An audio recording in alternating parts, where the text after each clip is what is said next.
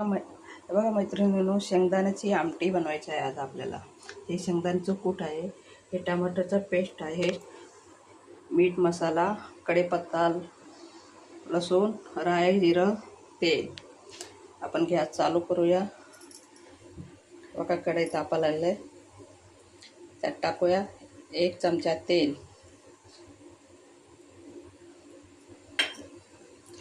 तेल तापले की त्याच्यात टाकूया राई, जिरं. राई जिरं तडतड वाजले पाहिजे, मग फोडणी चांगली बसते. शेंगदाण्याची आमटी चवदार होते.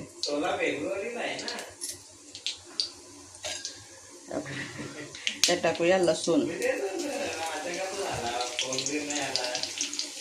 तडतड चव भारी होईल.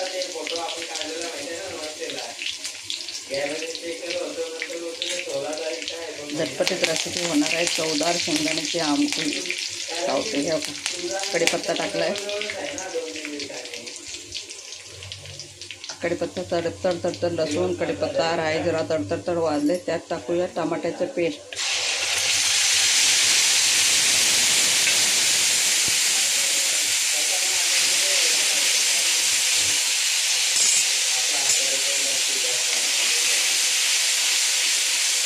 थोडं परतून घेऊया.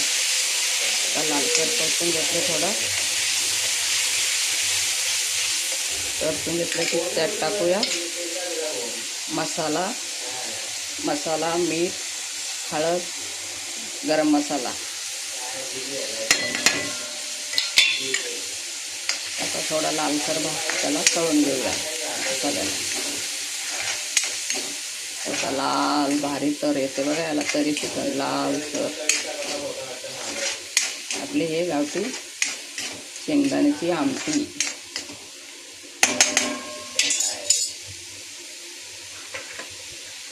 तो का लाल लाल लाल तरी आली बघा याला.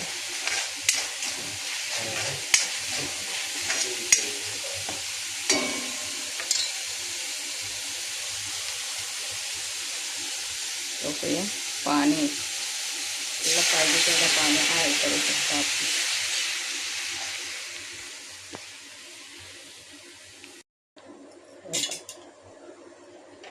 पाणी ओतलेलं होतं त्यात आता शेंगदाण्याचं कूट टाकूया. घट्ट लाल एकदम तरी आले.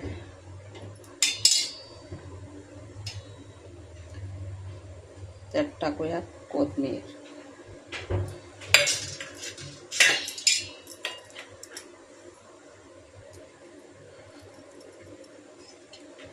कसे उकळायला.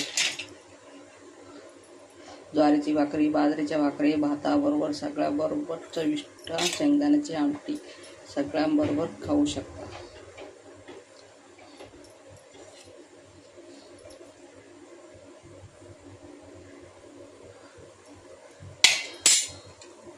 बघा उकळलेले आहे. पण गॅस बंद करू. बघा घट्ट तरीवाली लाल भडक आमटी झाली तयार. या मैत्रिणींनो जेवायला.